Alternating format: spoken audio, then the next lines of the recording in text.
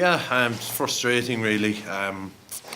We're determined not to start like we did the previous week, but we kind of, you can talk all you want about defensive systems, but you got to make those first up tackles, and we probably didn't do that a lot early on. But our scramble defence was good.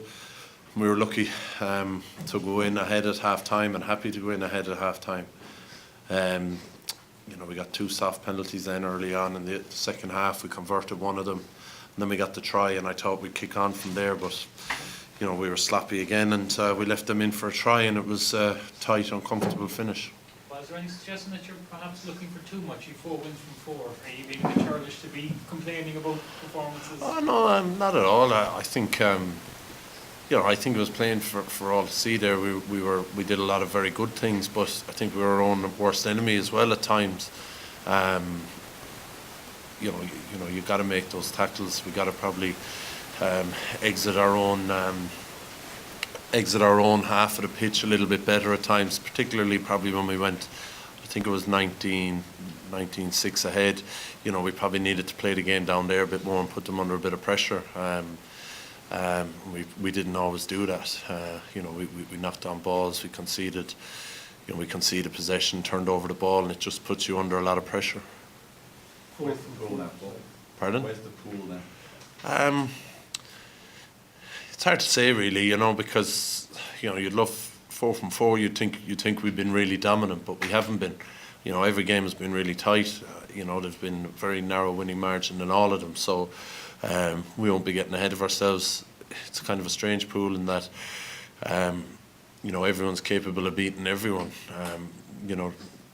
So you look at what Cast did to Northampton, and obviously Northampton nearly won the tournament last year. So those are our 2 games coming up, and they're going to be 2 very tough games. And we know as well as anyone how tight they've been, and we could easily be in a lot worse situation here. So we just got to keep our heads down and make sure we fight for everything again in early January. That must satisfy, that you are doing that you are winning games without being at your absolute best. Yeah, it's satisfying winning games. That's it. That's all you got to do. You can play all the fabulous rugby in the world, if you're not winning, it's not much good to anyone. So we're doing a lot of things really well. We just got to do them really well for 80 minutes more consistently. If we can do that, we can be a really good side in this competition. And Keith Earls is back as well, Paul. If you can lighten the casualty list a bit as well, that's obviously going to be another major boost. Yeah, I think that's I don't think you can moan about injury lists really, because the BNI Cup and the way the lads have performed the last 2 years and that, we've a lot of guys dying for an opportunity here at the moment, and whenever they've come in, they've all done really well. So while injuries aren't great, they give a great opportunity for other people and to bring a fresh face into the team. The guys that have come in have done really well. Zebo, I thought, was excellent again today.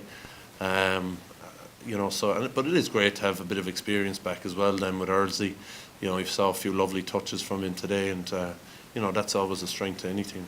I'm sure Zebo will be disappointed at having a try turned over. Yeah, it probably was. I didn't see it now. I only saw it, live as it happened myself. I didn't see it obviously back in the video, but the referee looked fairly sure it was a double movement, but I think it was a lovely in and out from Earlsey, which got him outside, and he put Zebo away. So he was unlucky not to finish. He did really well. He came very close with a lot of guys on him. All right, lads. Cheers, lads. Thanks. Cheers.